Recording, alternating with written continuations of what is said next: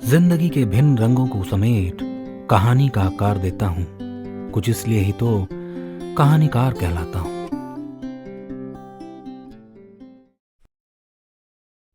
मित्रों, हमारी कहानियां सुनने के लिए हमारा चैनल सब्सक्राइब करना और बेल आइकन दबाना ना भूलें।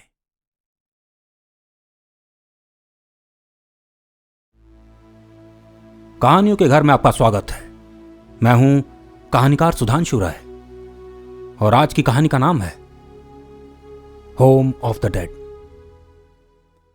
अंबुज को इंग्लैंड से भारत लौटे लगभग 35 साल हो चले थे, लेकिन आज भी जब वो उस खौफनाक रात के बारे में सोचता है तो उसका कलेजा बाहर को आ जाता है। कुछ पल के लिए वो सुन सा पड़ जाता है और वो धीमी रोती आवाज उसे फिर से सुनाई देने लगती है। Please, let me eat you. I'm hungry. Hungry for eternity. बूढ़ी हो चली उसकी आंखें कभी कभार उस फोटोग्राफ को देख सिकुड़ सी जाती थी। एक रहस्य अभी भी ऐसा था जो उसकी समझ से परे था, क्योंकि जब ये तस्वीर ली गई थी तो उसके पीछे उस तस्वीर में कोई खड़ा था। लेकिन जब वो उस घर से, जहां इंग्लैंड में वो रहता था, भागकर भारत आ गया था, वो परछाई उस तस्वीर से गुम हो गई।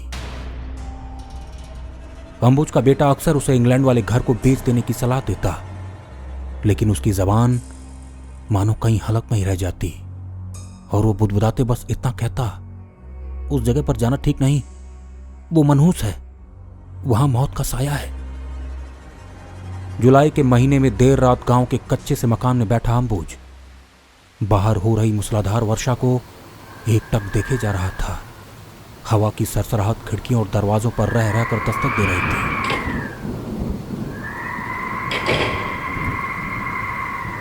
अक्सर भारी बारिश के दौरान गांव की बिजली चली जाती थी और मोमबत्तियां बाहर निकल आती थी। तभी उसका पोता श्रेय दूसरे कमरे से दौड़ता उसकी ओर आ गया। अंबुज का बेटा अभिनव भी वहां धमका, दादाजी आज तो अपनी इंग्लैंड वाली कहानी बता ही दो, आज मुझे हॉरर स्टोरी सुननी है प्लीज। श्रेय अंबुज की गोद में बैठ गया। हाँ पापा, आखिर ऐसा क्या हुआ था वहां जिसकी वजह से आप नौकरी, घर सब अचानक छोड़ यहां चले आए? जब भी हम पूछते हैं आपका चेहरा उतर जाता है। हमारी इंग्लैंड की वो प्रॉपर्टी यूं वीरानी तो पड़ी है, हमें उसे जाकर बेच देना चाहिए, उसकी कीमत भी अच्छी मिलेगी। देखो, मैं पहले भी कह चुका हूं, तुम लोगों का जानना ठीक नहीं। उस घर का जिक्र ना हो तो ही अच्छा है, लेकिन कब तक? कभी तो आपको बताना ही होगा, और कब तक हम अपनी उस प्रॉपर्टी को यूं ही छोड़े रखेंगे? यह भी तो हो सकता है कि किसी ने आपको वहां से डराकर भगाया हो ताकि वो खुद उस प्रॉपर्टी पर कब्जा कर सके। आज अभिनव पीछे हटने को तैयार ही नहीं था। अंबुज ने पहले अपने पोते श्रेय की ओर देखा, फिर अभिनव की ओर, और गहरी सांस लेते हुए उठकर उस पुराने संदूक की ओर बढ़ गया जो सालों से धूल खा रहा था और जिसे उसने लौटने के बाद कभी नहीं खोला था। संदूक पर खरोचने के निशान थे और एक तरफ छोटे अक्षरों में अंबुज का नाम लिखा था। अंबुज ने संदूक खोला तो सबसे ऊपर उस घर की फोटो रखी थी। उसने उसे हाथ में लिया और वापस जा अभिनव के पास बैठ गया। ये वही घर है जिसे मैं बीच रात अफरा तफरी में छोड़ आया था। बात तब की है जब मुझे इंग्लैंड में काम करते 3 साल हो चुके थे और मेरी काबिलियत को देख मुझे प्रमोट कर दिया गया। असल में कंपनी अपना एक नया ब्रांच शुरू कर रही थी, कंट्री साइड यानी ग्रामीण इलाके में, और मुझे उसका कार्यभार संभालने की जिम्मेदारी दी गई। मैं खुश इसलिए था कि पगार बढ़ने के साथ साथ मुझे कंपनी ने वहां एक घर भी दे दिया, वो भी बड़े कम दाम पर। सुनने में आया था कंपनी ने उस घर को गेस्ट हाउस में तब्दील करने के लिए लिया था, पर जब मुझे वहां भेजा जाने लगा तो निर्णय लिया गया कि वो मुझे ही दे दिया जाए अगर मेरी हामी हो तो। मुझे खुशी थी कि मैं इंग्लैंड में एक घर का मालिक बनने जा रहा था, पर शर्त यह थी कि मुझे तुरंत उस ओर निकलना होगा। मैंने बड़ी उत्सुकता से बाय रोड ही उस जगह तक का रास्ता तय किया। जब मैं उस घर पहुंचा तो पाया वो बहुत बड़ा घर है जिसको अंग्रेजी अंदाज में बनाया गया था। उस जगह का मौसम भी अलग था। वहां ठंड थोड़ी ज्यादा थी और रुक रुक कर बारिश होती रहती थी। मेरा घर थोड़ा बाहरी इलाके में था, जिस ओर जाने का रास्ता बड़े खेतों के बीच से होकर गुजरता था। पहले कुछ दिन तो ठीक ठाक गुजरे। मैं सुबह 9 बजे निकल जाता और शाम के 8 बजे लौट आता। लेकिन जब एक वीकेंड में बाहर बरामदे में बैठा चाय पी रहा था तो एक अजीब हादसा हुआ। मुझे लगा कोई सामने पेड़ से नीचे की ओर उतर रहा है, वो भी रेंगते हुए। अंधेरा होने के कारण मुझे सिर्फ उसकी छवि ही दिख रही थी। शायद कोई औरत थी जो एक बड़े गाउन में थी और दोनों हाथों को तनों पर रखे सर की ओर से नीचे की ओर आ रही थी और रुक रुक कर मुझको अपना सर चारों ओर हिलाते हुए देख रही थी। यह नजारा दिल दहला देने वाला था। भला कोई पेड़ से इस तरह नीचे कैसे उतर सकता है और गर्दन का चारों ओर घुमाना मानो उसकी हड्डी हो ही नहीं। सब रूह को कपा देने वाला था। मैंने जब आवाज लगाई, कौन है वहां, तो एक तरफ बड़ी झाड़ियों में दौड़ गई। मैंने तुरंत अपने साथ काम करने वाले दोस्तों को बुलाया, पर हमें वहां कोई नहीं मिला। सबका कहना था बिल्ली या कोई जानवर होगा, पर मुझे यकीन था मैंने किसी औरत को ही देखा था। उस रात जब सब चले गए तो मैं बेडरूम में बैठा इस घटना के बारे में सोच ही रहा था कि एक आवाज ने मुझे अपनी ओर खींच लिया। ऐसा लग रहा था कोई जोर जोर से दीवार या फर्श पर दस्तक दे रहा हो। मैंने आगे बढ़ हर तरफ देखना शुरू कर दिया, पर वो आवाज फर्श के निचले हिस्से से आ रही थी। मैं कुछ पल के लिए स्तब्ध सा रह गया। भला जमीन के नीचे से कौन दस्तक दे सकता है? मैं कुछ पल वहीं कोने में बैठा यह दृश्य देखता रहा और जब वो आवाज बंद हो गई तो अपने कमरे का दरवाजा बंद कर सो गया। डर तो अब भी लग रहा था कि आखिर मेरे साथ ये सब क्या हो रहा है, पर शायद ये शुरुआत भर थी। अगले दिन मैंने ये बात सबको बताई, पर कोई यकीन करने को तैयार ही न था। उस दिन मेरे साथ मेरे ऑफिस का दोस्त डेविड भी आया। Don't worry, I will stay with you tonight. देखते हैं क्या है यहां। मुझे वो रात आज भी याद है। भारी बारिश हो रही थी। हवा के थपेड़े हमें एक और खींचे जा रहे थे। किसी तरह जब हम घर के अंदर आए तो कुछ ही देर बाद गप्पे लड़ाने लगे, पर मेरे होश तब उड़ गए जब डेविड अचानक एक ओर देखते हुए जोर जोर से चिल्लाने लगा।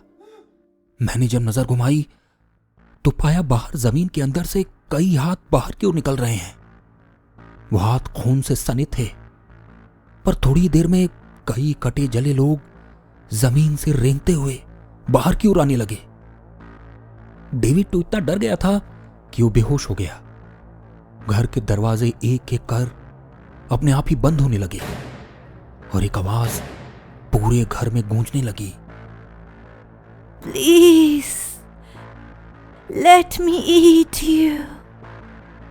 I'm hungry for eternity. पर जब मैंने सीढ़ियों की ओर देखा तो पाया ऊपर की ओर से एक औरत जिसके बड़े खुले बाल थे, वो धीरे धीरे नीचे की ओर आ रही है। मैंने बिना समय गंवाए पिछले दरवाजे की ओर दौड़ लगा दी, पर मेरे कदम तब रुक गए जब मैंने पाया वहां कई गहरे गड्ढे खुदे हैं, मानो कोई उनसे अभी बाहर निकल कर आया हो। जब मैंने ध्यान से उन गड्ढों की ओर देखा तो पाया उनके नीचे कब्रिस्तान बना है। अब मेरे पास कोई और चारा न था। मैंने डेविड को अपने कमरे में खींच लिया और दरवाजा बंद कर दिया। हम दोनों उस कमरे में लगभग 3 घंटे तक फंसे रहे। डेविड का हाल बेहाल था। उसकी आंखें लाल हो चली थी, उसके पांव धीरे धीरे मुड़ने लगे थे। मुझे समझ नहीं आ रहा था कि वहां क्या चल रहा है। तभी डेविड उठा और अपना सर तेजी से दीवार में मारने लगा और वही दोहराने लगा, let me eat you, I am hungry, hungry for eternity. और एक एक कर अपने ही अंग चीरने फाड़ने लगा।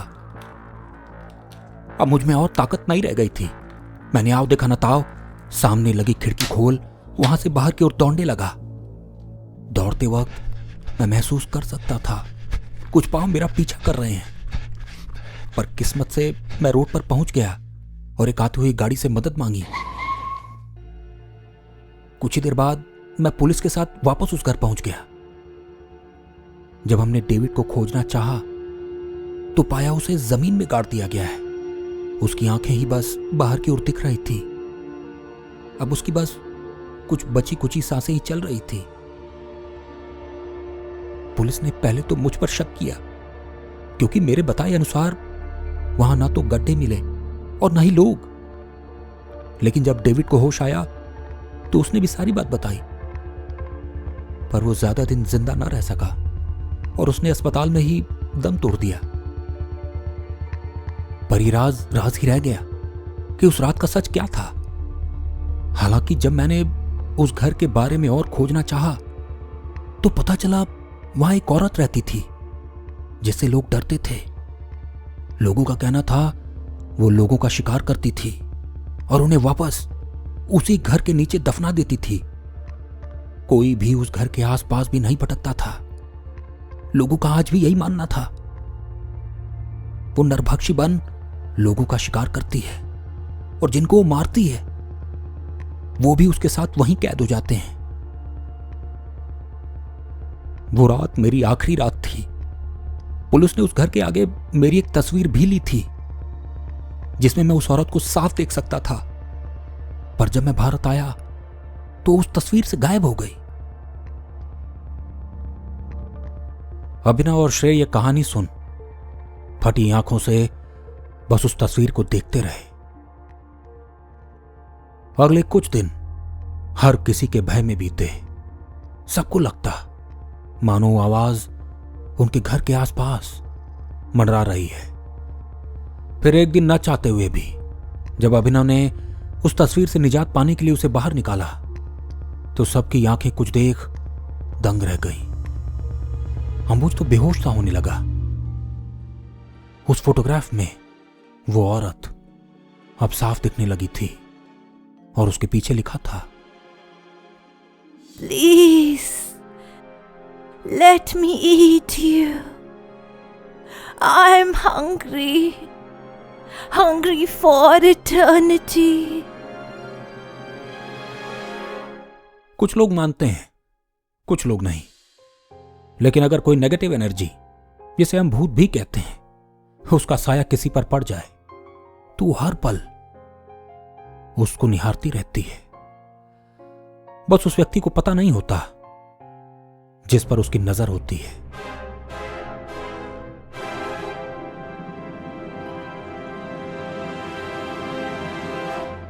मित्रों, इसी के साथ मैं अपनी कहानी और वाणी दोनों को विराम देता हूं। मित्रों, यदि यह कहानी आपको पसंद आई तो इसे लाइक और शेयर जरूर करें। और हां, हमारी कहानियां सुनते रहने के लिए हमारा चैनल सब्सक्राइब करना और बेल आइकन दबाना ना भूलें। आप हमें फेसबुक पर सुधांशु राय ऑफिशियल और इंस्टाग्राम पर कहानीकार सुधांशु राय के नाम से खोज सकते हैं।